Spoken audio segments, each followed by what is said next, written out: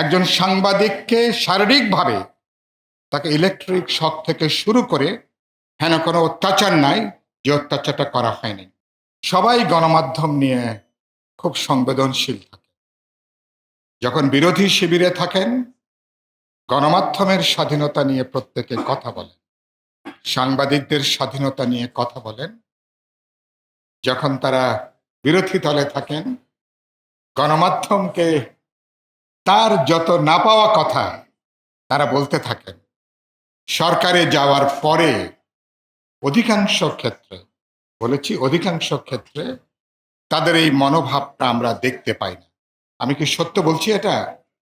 প্রত্যেকে চেষ্টা করেন গণমাধ্যমকে কিভাবে নিয়ন্ত্রণ করা যায়, নানাভাবে, প্রত্যক্ষভাবে, পরোক্ষভাবে, কৌশলে গণমাধ্যমকে কিভাবে নিয়ন্ত্রণ করা যায়।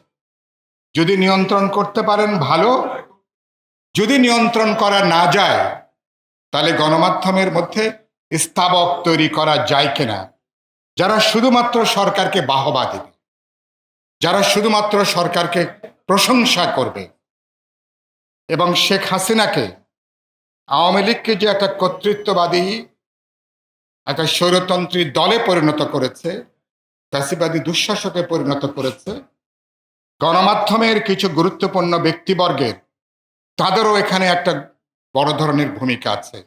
কি আমি কি সত্য বলছি এটা?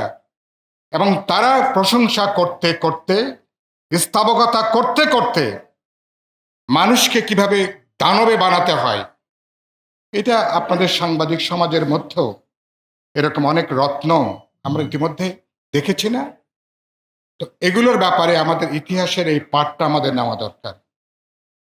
এখানে একরামুল হক যে পরিমাণ নির্যাতিত হয়েছেন, বাংলাদেশের সম্ভবত খুব কম সাংবাদিক এরকম নির্যাতন নিপীড়নের শিকার হয়েছে। তাকে আয়নাঘরে পর্যন্ত তাকে যেতে হয়েছে। তা আমি বিস্মিত হয়েছি। আমি ওনাকে আজকে দেখে বললাম যে আপনার মতন এরকম সাহসী মানুষ সংবাদপত্র জগতে, গণমাধ্যমে খুব কম আছে। হ্যাঁ, নিশ্চয়ই মাহমুদুর রহমান থেকে শুরু করে অনেকে নির্যাতিত হয়েছেন, নিপীড়িত হয়েছেন, অনেকে দেশান্তরী হয়েছেন, অনেক নিপীড়নের ঘটনা। কিন্তু সম্ভবত একরামুল হকের ঘটনাটা অনেক ব্যতিক্রমী। তাকে আয়নাঘরে পর্যন্ত, একজন সাংবাদিককে শারীরিকভাবে তাকে ইলেকট্রিক শক থেকে শুরু করে হেন কোনো অত্যাচার নাই যে অত্যাচারটা করা হয়নি। এখন অন্তর্বর্তী সরকারের কাছে তো একরামুল হক তো এখন তার তখন বিচার চাওয়ার ব্যাপার আছে। কারা সঙ্গে যুক্ত ছিলেন, কারা এই অপরাধের সঙ্গে যুক্ত, নির্যাতন নিপীড়ের সঙ্গে কারা যুক্ত ছিলেন? একরামুল হক কি তার এই অবিচারের, তিনি যে মজলুম, নিপীড়িত হয়েছেন, তিনি কি তার বিচার পাবেন? আজকের এই শুভ অনুষ্ঠানে নিশ্চয়ই আমরা তার অত্যাচার, নির্যাতনের, নিপীড়নের আমি বিচার দাবি করছি।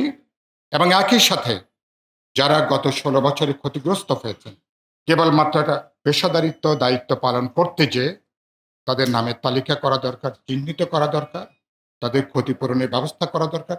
শারীরিকভাবে যারা নানা সমস্যার মধ্যে আক্রান্ত হয়েছেন, তাদেরও রাষ্ট্রীয় উদ্যোগে তাদের ব্যাপারে আর্থিক সহায়তা সহ তাদের পুনর্বাসনের উদ্যোগ নেওয়া দরকার।